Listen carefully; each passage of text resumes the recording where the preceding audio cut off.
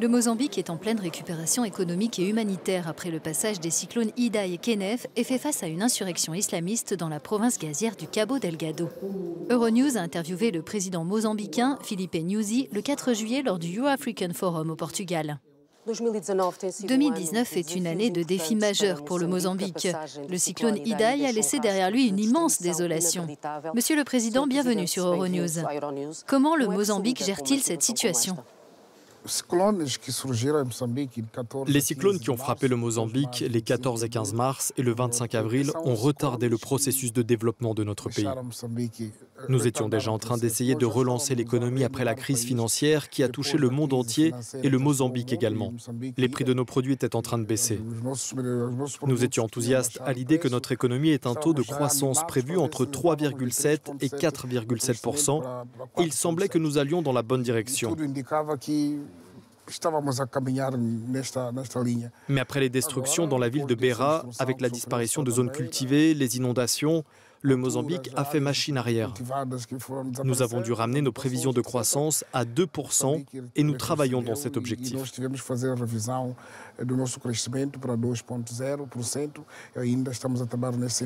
Les efforts de reconstruction s'annoncent immenses. Où en est-on de ce point de vue, au niveau des infrastructures, mais aussi des conditions de vie des Mozambicains ? La phase de reconstruction a débuté par une évaluation. Qu'est-ce qui a été détruit? Que faut-il remettre sur pied? Et comment devons-nous le faire? Ce processus est en cours. Nous avons tenu une conférence des donateurs qui a réuni de nombreux participants du monde entier. C'était l'occasion de comprendre ce qu'il fallait faire et l'élan de solidarité a été incroyable. Nous avons réuni un tiers des fonds dont nous estimons avoir besoin. Nous avons évalué nos besoins à 3,2 milliards de dollars américains en comptant l'aide internationale. Nous avons obtenu 1,2 milliard, ce qui veut dire que progressivement, le processus se met en route. La distribution des fonds qui ont été promis a déjà commencé et nous multiplions aussi les initiatives nationales pour restaurer le secteur des entreprises.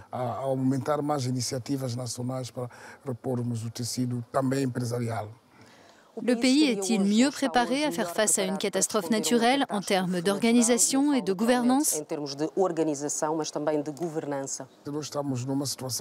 Nous sommes dans une région exposée à ce type d'événements. Aujourd'hui encore, nous ne sommes pas capables d'évaluer les dégâts dans leur intégralité. Le cyclone Idai a amené beaucoup de destruction. Kenneth, lui, a été très violent, plus silencieux mais très violent. Vous parliez de préparation et d'organisation.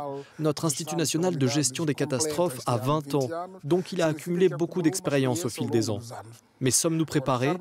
Je ne dirais pas que nous sommes totalement préparés. Cette préparation intègre des ressources que nous mobilisons en cas de catastrophe et qui doivent être déployées de manière adéquate.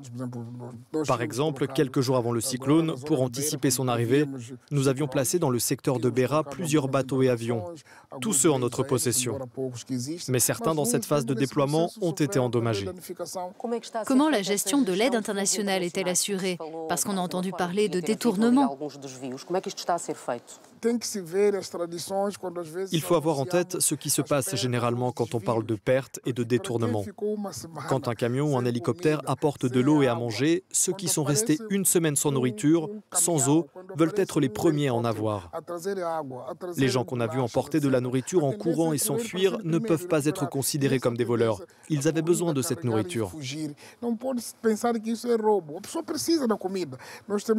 C'est vrai qu'il y a eu des cas de détournement de la part de gens qui étaient responsables de la distribution. Certains ont emmené de la nourriture chez eux parce qu'il n'y avait pas de lieu de stockage disponible et ensuite, on a commencé à dire qu'ils avaient volé ces denrées. D'autres personnes ne les ont pas distribuées à ceux qui en avaient besoin. Nous avons traité ces cas-là. Mais pour répondre directement à votre question, qui est légitime, ce que nous avons fait, c'est que nous avons renforcé les inspections, impliqué la société civile dans le processus d'évaluation et des contrôles indépendants ont débuté.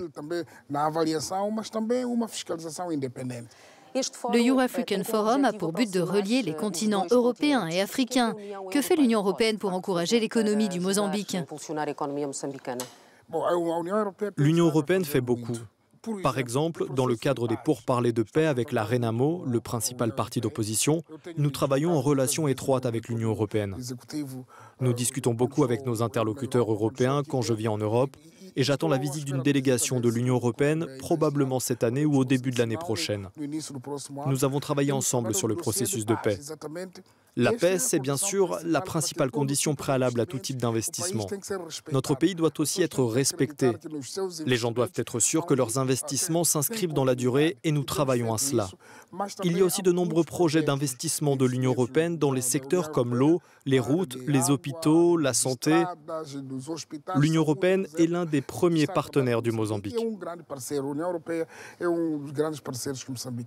Le gaz naturel est très important pour l'économie du Mozambique.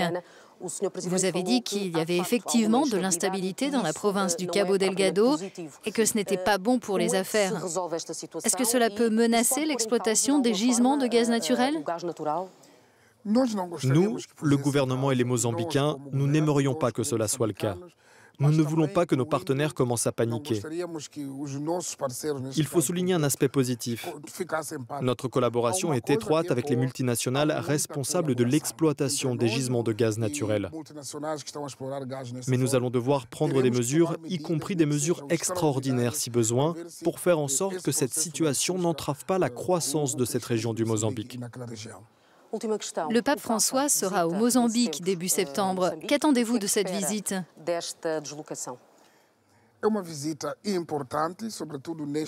C'est une visite importante, en particulier dans ce moment de réconciliation. Nous avançons sur le chemin de la paix. C'est une visite importante pour notre pays où la justice sociale doit être pleinement et effectivement rétablie. Cette visite est porteuse d'un message double. Elle promeut la paix et la réconciliation entre les Mozambicains, non seulement en termes d'opposition armée, mais aussi entre partis politiques et entre religions, même s'il n'y a pas de conflit en la matière ici, et il n'y en a jamais eu dans notre pays.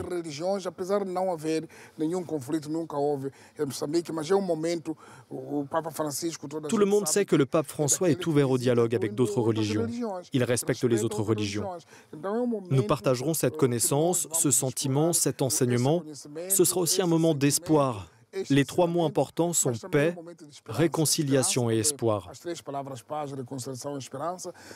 Le pape rencontrera des jeunes de tout le pays, sans distinction de dialecte. Il discutera avec des membres du gouvernement, d'autres organes du pouvoir et du corps diplomatique, et priera pour le Mozambique. Nous attendons beaucoup de sa visite. Monsieur le Président, merci beaucoup. Obrigado.